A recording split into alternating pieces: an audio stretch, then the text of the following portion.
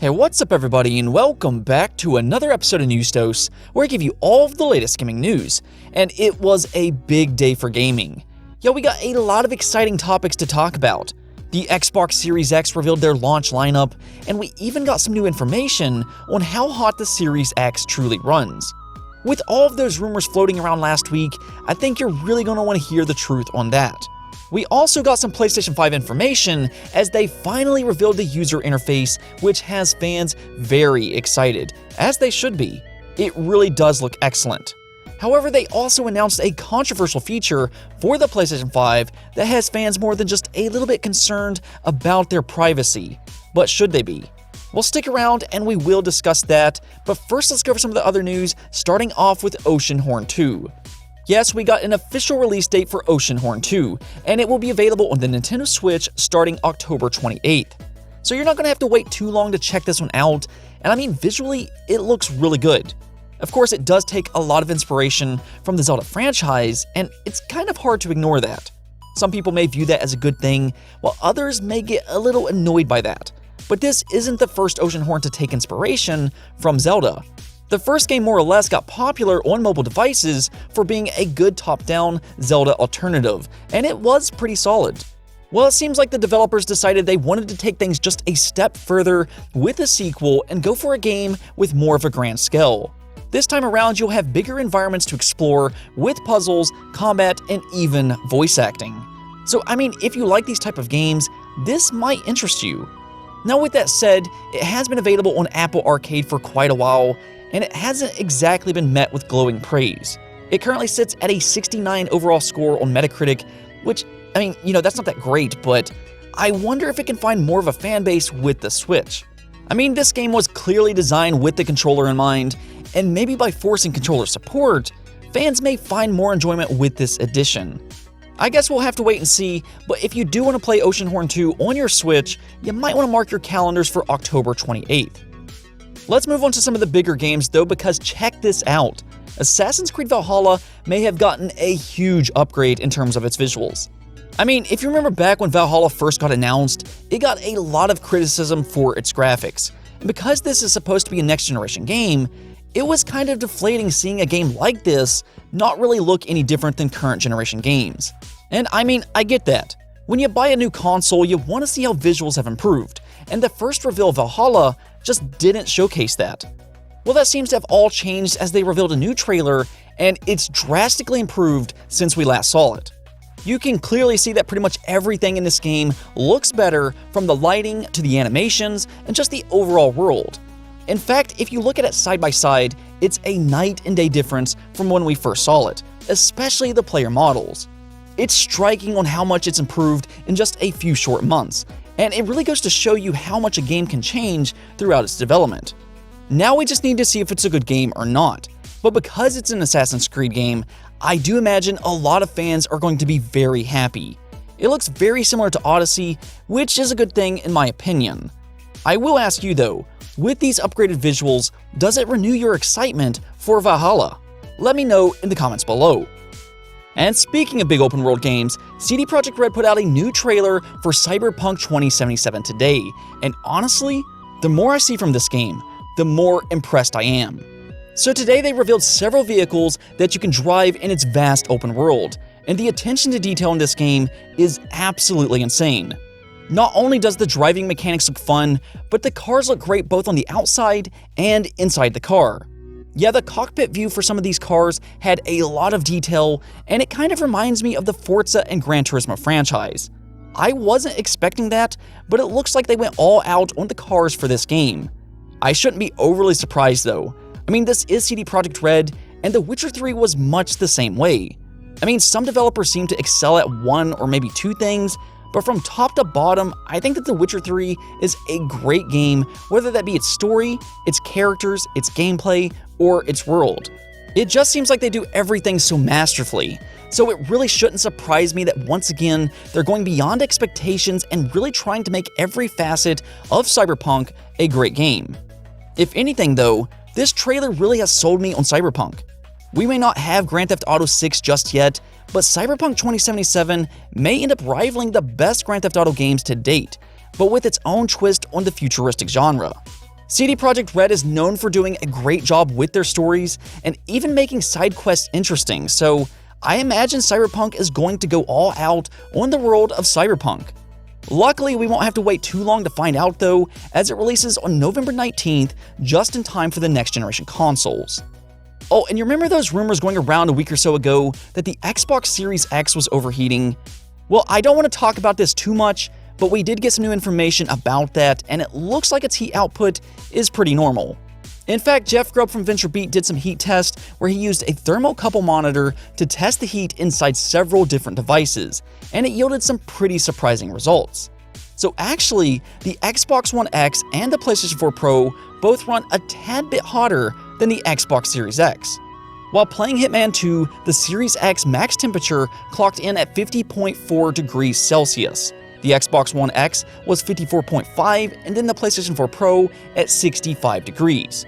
He did do a few other tests, and the hottest he got the Series X was 57.4 degrees Celsius, though the PlayStation 4 Pro and the Xbox One X again put out more heat in the same situations. So there you have it. Those are the internal heat for each console, and the Series X looks to be normal. As I said last week, you don't really have anything to worry about here. There was a lot of misinformation going on around that, but everything looks good. Now, Xbox did reveal their Xbox Series X launch lineup as well, which includes 30 different games. And of course, that's not including the massive backwards compatible library, where you can play all Xbox games with better visuals. If you take a look at this lineup though, which I'll put on screen, it's not too bad. It has a nice mix of new games like Assassin's Creed Valhalla, Gears Tactics, and Yakuza Like a Dragon, but it also has several upgraded games as well. We did already know about Gears 5, and that's getting a big Series X upgrade, but apparently both Forza Horizon 4 and Sea of Thieves are now going to be getting upgrades as well, and that's really good news. Sea of Thieves is still incredibly popular even today, and anytime I've ever played this game, I've always played it on PC. It just looks so much better on the PC. The field of view is way better, the water looks stunning, along with the light, the frame rate, and just everything is better on PC.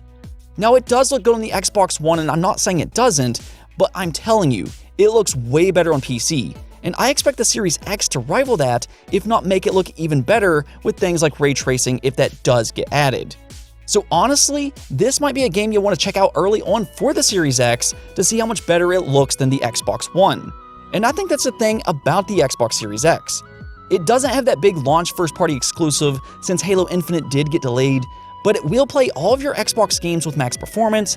Multi-platform games will look great on it considering it's the most powerful console, and as time goes on, those big exclusives will come.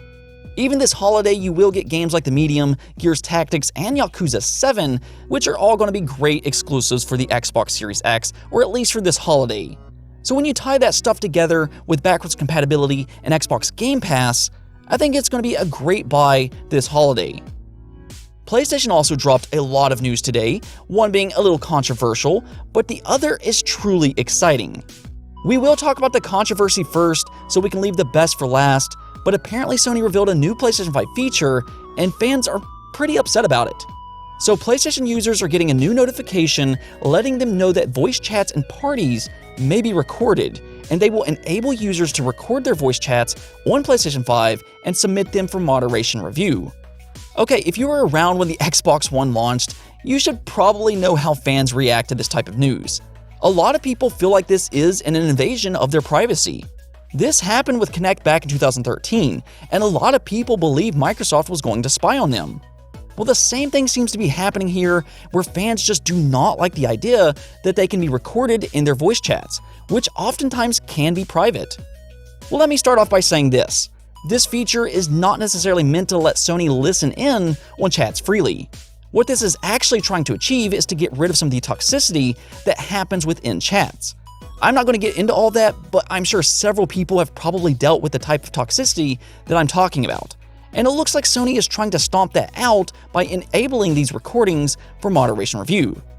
So more or less, it has to be the users that records it, and not Sony themselves. Even then though, I do understand why some fans are upset with this, and they don't like the idea of being randomly recorded. So I do understand that, and why it can be off-putting for some people. What I will say though is that if you have sensitive information and you want to keep that private, you might not want to talk about it in PlayStation chat. As an example, if you're a developer, you might not want to share details about your work in chat as it might be recorded. Of course, not many developers would actually do that, but I mean, you never know. I will ask though, how do you feel about this feature? Does it bother you or not? Let me know in the comments below.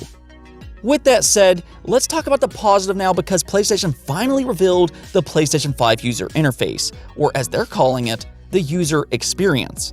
And I have to say, it looks great. It's very fast and has some nice new features. As an example, you'll be able to get tips on some games now. So if you're stuck in a game, you can get help within the user experience rather than looking it up on YouTube. Now that's probably not the best thing for YouTubers, but it's great for PlayStation 5 owners. They even have this little news section now where developers can give news about their games, and I think that's really cool. Developers should absolutely love that, but I'm curious to see how much it actually gets used. For me though, my favorite feature was probably in how it tries to estimate how long it will take you to complete an activity. I'm a little time pressed much of the time, and when it's like that for me, it would be nice to know how long it will take on average to complete a level in a game. Well, you can actually see that with the PlayStation 5, which is very convenient. And really the one thing that seems to be tying everything together is how fast it is, and how easy they want everything to be. There doesn't seem to be any clutter, you can jump in and out of games in a matter of seconds, and even the text chat now offers voice recognition. One thing I've always hated about consoles is when you send a message to somebody, it's just super sluggish typing out a message. Luckily though, with the PlayStation 5, you can just enable voice, talk, and it will then translate what you said in text. Because the PlayStation 5 DualSense controller has a built-in microphone, that should be rather easy to do for pretty much most users, as long as it can understand what you say. That is a nice touch and should make things much easier. But yeah, overall, I think that the user experience looks absolutely fantastic, and I'm excited to use this myself. I think it looks way better than the PlayStation 4 user interface, and it does use some of that solid-state drive speed, and it just looks good. Anyways though, that's it for this episode, but if you liked the video, don't forget to hit the bell notification and subscribe button for more content just like this. Also, if you'd like to support the channel through Patreon, thank you for making this content possible. Peace out.